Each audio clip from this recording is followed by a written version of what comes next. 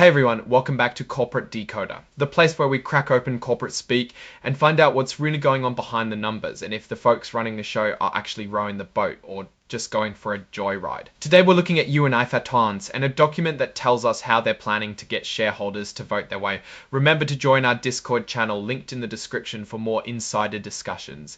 So, UNIFI INC is getting ready for their big annual meeting of shareholders. This is basically where the company's leaders present their plans and ask the owners of the company, those are us, the shareholders, to approve certain things. Think of it as a yearly report card and a look ahead all rolled into one. They're telling us that our vote matters, and you know what, it really does. It's our chance to have a say in how the company is run. Now, UNIFI is giving shareholders a heads up about when and how they can get all the important information. They're making it easy for everyone to see the full rundown, the proxy statement and the annual report. And if you prefer to hold a paper copy or get an email, just ask before a certain date. They're making sure that no matter how you like to consume information, you can get it. They stress that unless you ask for a paper or email copy, you won't get one automatically. This is all about reducing waste, but also about making it a bit more digital first. This part shows us a glimpse of what's to come. It's not the actual ballot, but it's a preview of the key things shareholders will be voting on. Let's dive into what those are. It's like a menu for the shareholder meeting, telling us what we're being asked to approve. First up, they're seeking approval for the election of their directors. These are the people who guide the company. It's like choosing a team to captain your ship. UNIFI has a list of nominees and the board is recommending a 4 vote for all of them. This means they believe these individuals are the right people to lead the company forward. They've got 8 nominees listed here: Emma S. Battle, Francis S. Blake, Albert P. Carey, Edmund M. Ingle, Kenneth G. Langon, Suzanne M. Present, Rhonda L. Ramlow, and Eva T. Slotnicker. The board's confidence in all of them is clear. Next, there's an advisory vote on executive compensation. This is often called a say-on-pay vote. It means shareholders get to give their opinion on how much the top executives are paid. It's an important way for shareholders to signal if they think the pay packages are fair and aligned with the company's performance. The board is recommending a 4 vote here, suggesting they feel the compensation is justified. This is where shareholders can often voice concerns if they feel executives are being overpaid, especially if the company isn't doing so well. Then comes a proposal to approve an amendment to their incentive compensation plan. Specifically, they want to increase the number of shares available for issuing as part of employee incentives. They're talking about adding 1,240,000 more shares. This is common practice for companies wanting to reward employees and retain talent. But it also means more shares could be issued, which can potentially dilute the value of existing shares if not managed carefully. The board is backing this move with a 4 recommendation. Finally, they're asking to ratify the appointment of KPMG LF, their independent auditor, for the upcoming fiscal year.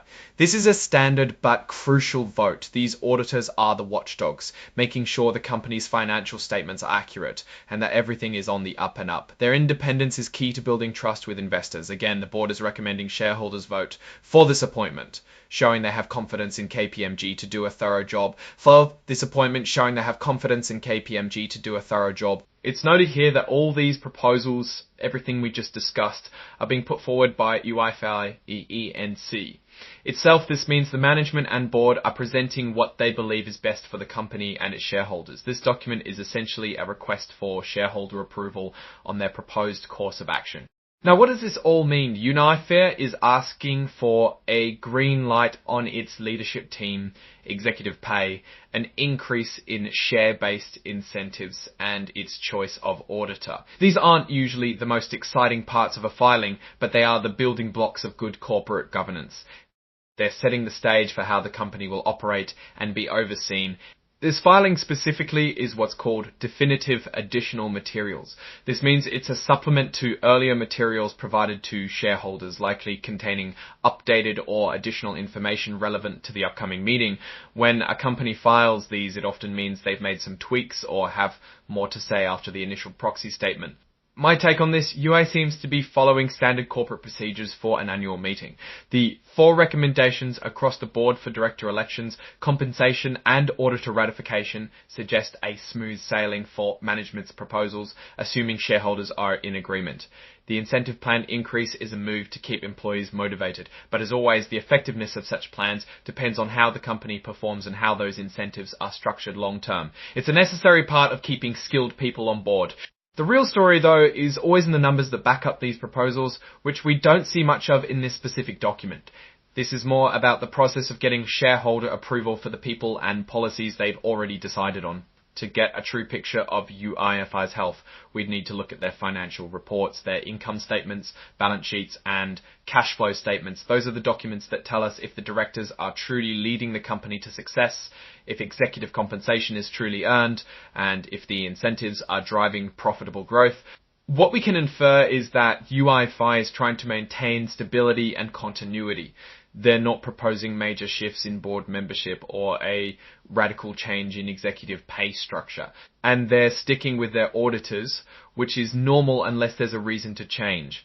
These are the housekeeping items of corporate America, making sure the annual shareholder meeting process is conducted correctly and that management's plans are sanctioned. Looking ahead, UIFI's success will hinge on its ability to navigate the market, innovate and deliver results that justify the compensation its executives receive and the trust shareholders place in its directors. The materials provided here are about the process, but the substance of UIFI's performance will be revealed in its financial statements. Alright, that's our breakdown of what UNIFI INC is asking from its shareholders and a look at what these proposals mean. What's your take on these proposals? Do you think these are the right steps for UNIFI? Drop your thoughts in the comments below. If this straightforward analysis is helpful, please hit that like button and subscribe for more straight talk on corporate filings. And don't forget to join our Discord community linked in the description for even more discussions. Thanks for watching. See you next time.